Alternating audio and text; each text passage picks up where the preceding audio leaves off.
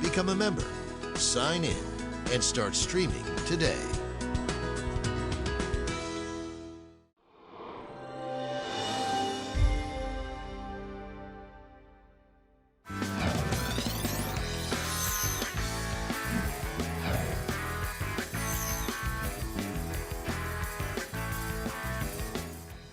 Hi, everybody, and welcome to the October 16th, 2020 edition of Colorado Inside Out. I'm your host, Dominic Dezzutti. Thank you so much for joining us. On Saturday, protesters gathered for anti-fascist and patriot counter rallies in Denver Civic Center Park. Things turned deadly when a security contractor for a local news station shot and killed a protester during an altercation. Officials announced Thursday that Matthew Doloff has been charged with second-degree murder. Patty Cahoon from Westford, we start with you on this one. This is opening a whole new set of conversations about how we are covering things in 2020, rallies, protests, and everything in between. And I believe that we're probably just getting started with these questions. What do you think? Well, this story has everything, including, unfortunately, a dead man. It was amazing that these two dueling demonstrations had relatively peacefully, and I'm talking yelling, maybe a couple soup cans thrown. They had coexisted thanks largely to very good work by the Denver Police Department. On Saturday afternoon, the soup drive by BLM and Antifa had been set up to counter the Patriot muster, but they've been coexisting relatively peacefully until everyone is starting to leave. One provocateur starts making a lot of noise. Not a surprise that the media would go in the direction of where that noise is. The surprise, of course, was that he accosted Lee Keltner there. Then all of a sudden, Lee Keltner gets out his mace or bear spray or whatever it was and winds up being shot, allegedly, by Matt Doloff, who was a security guard hired by Channel 9 through Pinkerton, although Pinkerton seems to take no responsibility. He isn't licensed in the city of Denver, we know that. So what you have is an amazing media story, the culmination of protests all summer, and how you have those things. How do you protest effectively? How do you keep the peace and still let people have First Amendment rights?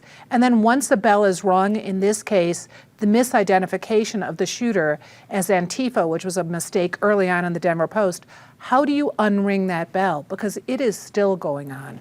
We're going to be talking about this for weeks, and obviously it's made national news that this happened. David Kopel from the Independence Institute and DU Law School. David, you're one of the, it is not exaggeration, you are one of the foremost Second Amendment experts around. When we look at this issue, there's so many different angles to it, but now people are starting to talk about, and I think with any situation, you're going to see the arguments about self-defense and armed security guards, or is it a security guard or a contractor, and who hires this? There's so many different angles to this. As you look at it from your expertise, what is some of the key things our viewers need to know? Well, to start with, the so-called Antifa, anti-fascist, is a absolutely false name for the one side in this issue. This rally was put together by the Denver Communists and by Colorado Socialist Revolution and other groups, similar groups. Communism is functionally the same as fascism, and one of the many things they have in common, besides mass murder, is both violently suppress the freedom of speech for anyone they don't like. And so all over the country at these anti-fascist riots and protests, news crews that are trying to film them accurately and record what's going on have been violently threatened and sometimes attacked, because their view as communists and fascists is the media is only allowed to portray the parts of us we want to allow them to show. So Channel 9 was being quite reasonable in having security for its employees out there. Now, however, it seems like Channel 9, like President Trump, doesn't always really hire the best people. The guy who was the provocateur, perhaps the provocateur of this whole thing, a Antifa guy named Jeremiah Elliott, was apparently one of the riot commanders at one of the Aurora riots earlier this summer. He was wearing a T-shirt that said "Black Guns Matter."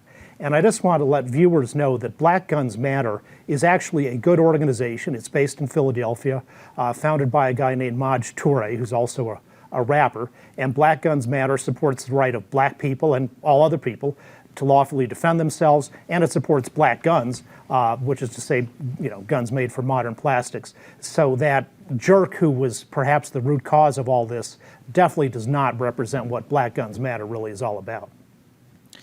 Eric, we turn to you on this one. Clearly, there's a lot of different levels of the conversation to be had, all the way from media, journalism, to rallies and protests, and really everything in between, and sadly, just everything that is 2020 right now. When you look at this issue and all the various angles to it, what stands out to you? Oh, there's so many things, Dominic, but let me just touch on a few. As you pointed out in your question, this is just a microcosm of this awful year. To hear David's reply right before mine here, you would think there was only one side represented here, that it was only the Antifa, which really wasn't even necessarily Antifa, Black Lives Matter side. First of all, let me make clear, I have no particular use for Antifa or what they stand for or their tactics. But it does take two to tango. And, David left out of his analysis any mention of the Patriot muster, which was also present and also rallying last Saturday. It is a combustible mix. As Patty pointed out, the combustion seemed to be put off. Everyone seemed to be more or less behaving themselves. The Denver police were doing as good a job as possible, keeping them separated until the combustible mix proved combustible.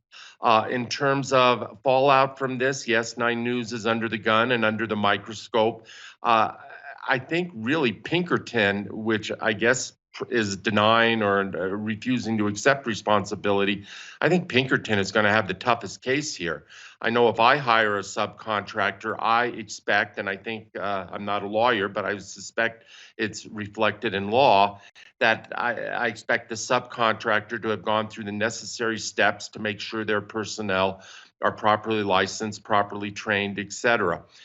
Then you also go 60 miles up to road to Greeley this week. And speaking of combustion and speaking of leftist misbehavior, in this case, you had this guy, Chris Jacks, who I guess is an activist of the Democratic Party up there, and was filmed by Project Veritas, admittedly a right-wing sort of undercover operation, saying incredibly hateful and violent things and wishing for violence and wishing for billionaires to die and all the rest. So it is the year we're living in, Dominic, and it is a tough year. And there are a whole lot of people with way too much caffeine and way too much ammunition. Natasha, in a different time, I might expect that something like this tragedy would give everyone a chance to actually pause and take a breath and maybe reconsider what the gravity of everything that's going on. I no longer have any of that naive optimism that it would happen this year. When you look at what this has done in all the different angles, all the different First Amendment stuff, all the way from speaking and protesting, but also the press and journalism and the safety of it and sometimes the not safety of it. What stood out to you as you looked at the events this week? Absolutely. If 2020 has taught us anything, it's that we do not have time to pause and reflect. And certainly in the greater crisis that we're dealing with right now with the coronavirus, we don't even have time to grieve in individual deaths, but larger massive health crises throughout the country and the world. In this situation, it feels to be a little bit of deja vu. Several times this summer, we've sat around this show and talked about protests that have started out peacefully or that have had very important messages to portray that get overshadowed by events. And that's, I think, for me, one of the major takeaways that might be worth focusing on. It's just how quick the relentless news cycle is moving in these moments. The information and misinformation that was moving out almost immediately after the shooting is so difficult to pull back. There is no way to unwind those narratives once they've moved out into the world. But in addition, it's amazing how quickly this whole situation escalated. Thanks to the hard work of a Denver Post photojournalist, we actually see in real time how this escalated, and it's a matter of seconds. And as a human being, as a journalist, as a mother, sitting there and looking at how quickly 2, 3, 4 seconds can dramatically change multiple people's lives is always a shocking thing. But I do want to give kudos to Helen Richardson, who who's a photojournalist who was working on that project. And we spent a lot of time talking about journalists and the hard work that we and they do in war zones in our cities and in different situations. Of course, there was the 9 News reporter who the station felt that they needed protection to keep them safe in this environment. But photojournalists like Richardson are there as well. And they have been documenting so much of our history over time. And in this moment, I just give kudos to her for her hard work, for not turning away and finding a way to do her job in an extremely difficult situation.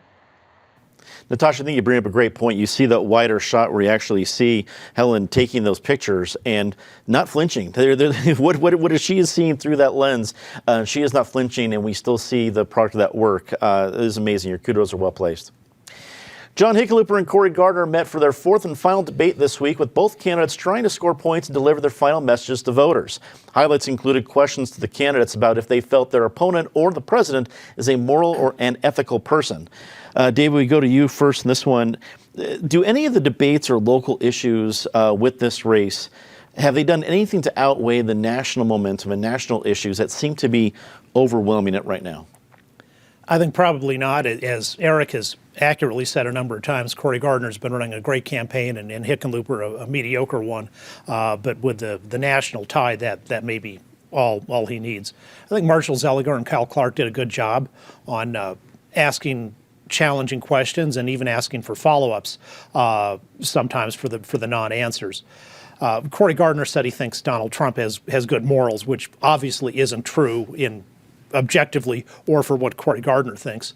Hickenlooper pretended that he doesn't have an opinion on whether he'd vote to pack the U.S. Supreme Court. He says that's a hypothetical, which is sort of true in the sense that everything in the future is a hypothetical. But the Democratic leadership in the U.S. Senate has been threatening court packing ever since August of 2019, when they sent the Supreme Court a threat letter in the form of an amicus brief saying that if you rule against New York City in a gun control case, we're going to pack the courts. So they've been itching to do this for a long time, and the confirmation of Justice Barrett is a mere pretext for what they were already talking about long before. And so the fact that Hickenlooper won't answer, I think, tells you he knows it's very unpopular with the voters, but when Charles Schumer needs that vote, Hickenlooper will deliver. David, I'm going to follow up with a quick question, this because with your history and legal knowledge, you know this. When was the last time the Supreme Court grew in size? And I'm putting you on the spot here, so if you don't have it in the Lincoln okay. administration, it had been up and down from the early 1800s till the 1860s, as small as 5, as large as 10, and then since 1869, it's been a stable 9. Okay, so, and then the last time a major effort to pack it was Roosevelt, right? Was Roosevelt, which totally backfired on it, destroyed his second-term domestic agenda. And despite what you were taught in high school, Justice Owen Roberts did not switch because of pressure from FDR. His opinion in West Coast Hotel versus Parrish was written before his vote was in on that, before court packing was announced. I didn't want to get too far down the rabbit hole, but there's been so much conversation about court packing. I wanted to get a little bit of historical perspective. John Roberts is a coward who's easily politically pressured. Justice Owen Roberts was not. Okay. Eric, your turn on this one. I will not be questioning you about Supreme Court history, so don't worry about that. What I will ask is, there has been a reduction of national money being spent in Gardner's campaign. Sometimes that is being seen as maybe not giving up, but just not enough resources. Our friend Dick Wadhams said that's not the problem. There's plenty of money, especially with Gardner. It's a national momentum issue. What do you think? Well, a couple angles here. First of all, that was admirable on David's part to reach back and do some constitutional history in terms of the composition of the Supreme Court. I also agree with most of David's analysis on this question. I thought both Cory Gardner was Cory Gardner in that debate. John Hickenlooper was John Hickenlooper. They were both true to form. Marshall Zeliger and Kyle Clark, I thought, did an admirable job of emceeing, moderating the debate. As far as I'm concerned, the two of them could do the next presidential debate if there is a next presidential if there is a next presidential debate. Ann Trujillo, a week ago at Channel 7, also did a decent job of moderating a Senate debate. I'm not sure any votes, and I mean that almost in an absolute form, were moved here. Your question, Dominic, the money that's flowing in here, I think the change happened about 3 weeks or a month later than I expected it was going to happen. I had commented months ago that I thought by the time September rolled around, the National Republicans might be pulling money back from Cory Gardner and having to spend it in other states that they didn't think were going to be at risk, but are now very much at risk. Places that should be deep red, like Kansas or Alaska or Montana or Iowa or Georgia, and they're having to defend Senate seats in all of those countries. So yes, I think the money is slowly but surely being drained out of this race, which tells you where it's at and where it's been at for some time. Natasha, we'll give you a toss-up here. You can either go with your favorite Supreme Court justice of the 1860s, or you can offer analysis on if Hickenlooper has done more to actually win this race, or if it's basically being handed him by national issues. Oh, I wish I had a favorite Supreme Court justice of the 1860s. Maybe I need to look that up and figure it out soon. For this race, it's very interesting because, yes, this is about two individuals, but it's really not. I think that more and more as time has gone on, this election in particular is about Trump. It's a referendum on Trump. Do you like what he's doing or do you not? And that's filtering down to this race and others. And that's why we're seeing the shift in monies. And some of that is related to Cory Gardner's actions. You know, in the debates, he's talked about his bipartisanship. We've seen ads about that as well. He's tried to put some distance between him and the Trump administration on topics like immigration. The problem is that I'm not sure that people are getting that message. Either it's coming too late or there were just too many photo ops with President Trump. So this is going to be a question of where Colorado votes, and if they vote in favor of Trump, which I think is probably unlikely at this point, but you know, pollsters can be wrong. See 2016. I think that's going to impact what happens with Cory Gardner. And as a result, Hickenlooper, for the most part, can just sit back, except in these rare moments of these debates where he's really had to take a stance. And as we've seen, some of his answers went over better than others. And he certainly has some weak spots in his campaign. It's just in this unusual year that is 2020, that's not the focus of the attention. Patty, keeping the theme of the 1860s, these weren't, I guess in this case, 1850s. This wasn't exactly Stephen Douglas and Abraham Lincoln debating these last couple of times, but does Hickenlooper have anything to worry about between now and November 3rd? It doesn't look like he does right now. Both of them had albatrosses coming into this campaign. Hickenlooper had the fact that he had said the Senate wasn't a good fit. I mean, he went into the campaign for president, a likable political figure. He had really high marks in Colorado when he was governor, in Denver when he was mayor. But that's a really hard thing to deal with, as we can see from all the clips from Cory Gardner's campaign or Cory Gardner's supporters showing Hickenlooper saying that. On the other hand, a far larger albatross was around Cory Gardner's neck, and his name is Donald Trump. And all you need to do is do clips on, yes, Trump has good morals for the next few weeks, and that alone is going to sink it. But it already seems like that ship's going down. Colorado's COVID-19 positivity rate hit an alarming 5% this week, resulting in the announcement from Denver Public Schools that in-person learning for middle and high school students will be postponed until at least November 9th. Governor Polis continued to warn citizens to take greater care, but no new lockdowns have been announced. Mayor Hancock did announce on Friday morning of different mask orders and limiting groups from 10 down to 5. Eric, you've had some pointed criticism of DPS both on this show and in your columns. What do you think of the announcement we've heard from them this week?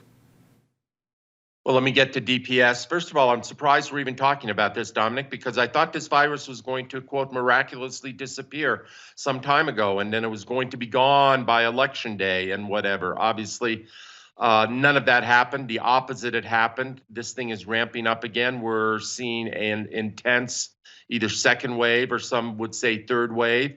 That wave hit Europe a few weeks ago, and it is now hitting us. All of the indicators are sadly but dramatically up, whether it's hospitalization rates, positivity of test rates, simple case count.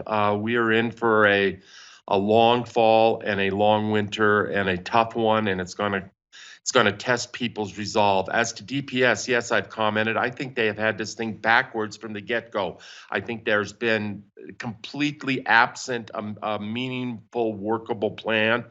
If anything, schools should have been open during those warmer weather months of August and September. Maybe we even should have started in July, when rates of transmission were down, when you could do a lot of this outside, when you had some other options. The notion that all of a sudden we were going to keep schools closed for August and September and open them in mid-October, that was complete fallacy. Anybody knew that that this thing was going to uptick when the colder weather started to set in. DPS has been lost, and unfortunately, the ones that are paying the price are those kids who are living in circumstances where they don't have great internet access, or where they're reliant on schools for more than just an education, whether it's nutrition or just getting away from bad situations at home. So once again, the disparity in this country is coming to pass, and the kids least able to be resilient are the ones being called on to be most resilient.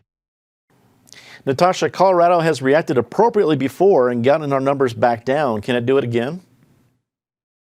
Well, you start running out of options. You start running out of the special tricks that can help bring those numbers down, because we've used many of them already. One thing that's really important to pay attention to, I've mentioned in the past how obsessed I am with following the numbers on a day-to-day basis, but behind the numbers, I think it's important to listen to what the officials are talking about. And again, we hear this on Friday, but we've heard it all week, is that they don't want to shut the state down. They don't want to shut down cities. You go to your favorite business with a mask on, of course, and talk to that owner about what they're facing right now. And small businesses are struggling so much to make by with the current restrictions.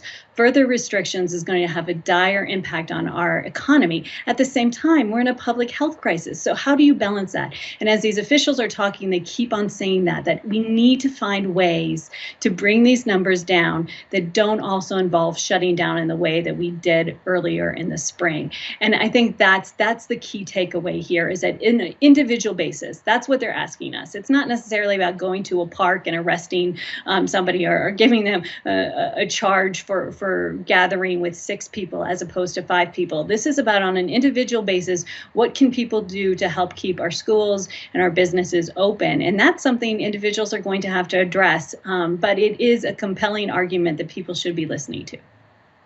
Patty, do you think we'll see schools going to more and more virtual learning?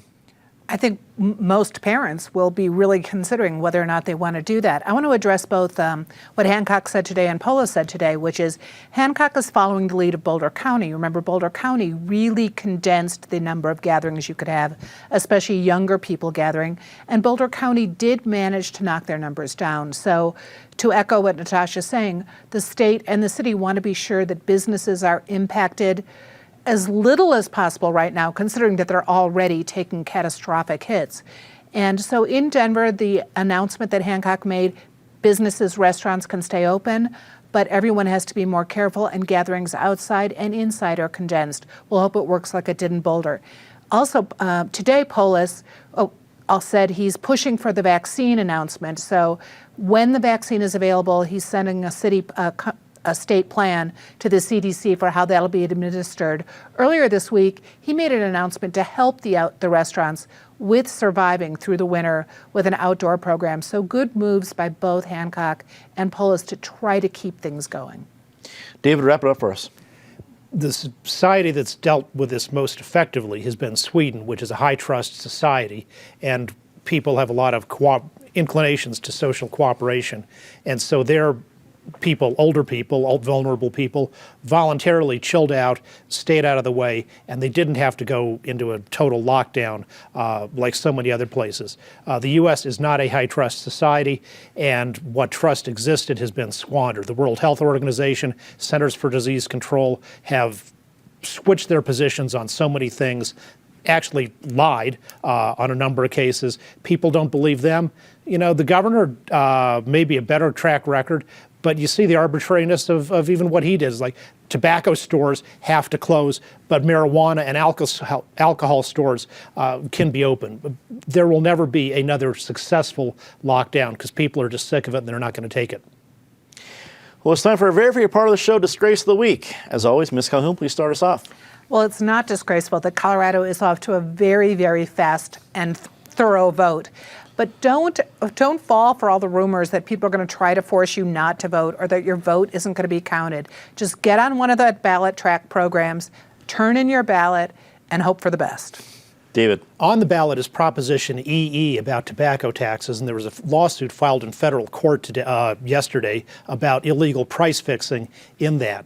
What EE does is it's a Philip Morris special benefits bill. It sets a minimum price of $7 a pack on cigarettes, which is just a little bit more than what Philip Morris currently charges, but it's way more than Philip Morris's generic lower-cost competitors charge. So just like the tobacco settlement from 1998, which was really a deal to give Philip Morris an oligopoly, this is another deal supposedly by the tobacco reformers, but actually a money-making thing for Philip Morris. Eric, we go to you. Governor Jared Polis had the gall, the temerity to hire away the executive producer of this show, the very talented Elizabeth Kosar. I thought he had better political judgment than that. Now all of us around this panel are going to have to be increasingly rough on him. I'm back to writing the script, so sorry, everybody, but thank you for those good tidings for Elizabeth. Natasha. Well, the first debate was difficult to watch in many ways. As someone who just loves a good political debate, I was so disappointed to see that this week's debate was canceled. I don't think that last night's format was beneficial to the American public. Time to say something nice about somebody rather quickly. Patty. I have to point out that Hancock also hired away Gabrielle from Colorado. True. Yeah, for PBS, this station. So it doesn't work that well. I want to say happy birthday to my mother, the show's most faithful fan. And one of our very favorites, so happy birthday to Patty's mom. It's wonderful to have you be able to join us here in Colorado, right? Fantastic. David. The county clerks and the volunteer poll watchers and everybody else who's working hard to make Colorado's election work properly. Eric. Two great journalists. Chris Osher in the Denver Gazette just had a very important, lengthy piece on the Denver Sheriff's Department. I suggest people read it. And Natasha already beat me to this, but Helen Richardson, the photojournalist at the Denver Post, that photo will be one of the iconic photos of this year. And Natasha, we go to you. I'll do two quick ones this year. Colorado has great voter turnout, and this year looks like it's going to be no exception. So thanks you to everyone who's voting this year. And then in addition to that, I have to give a positive comment to Governor Christie, who had the wise choice of coming out and saying that he was wrong about something. It's something that is so lacking in politics and just generally in life today. And I just appreciate someone who can point out that they've done something and they want to change it. I need to quickly add my comments to Eric's about our producer, Elizabeth. Good luck in your next gig. Deputy Press Secretary for Jared Polis. May not be as high profile as producer of Colorado Inside Out, but I think you'll do fine. Congratulations. For everybody here at PBS 12, I'm Dominic Izzuti. Thank you so much for watching. Good night.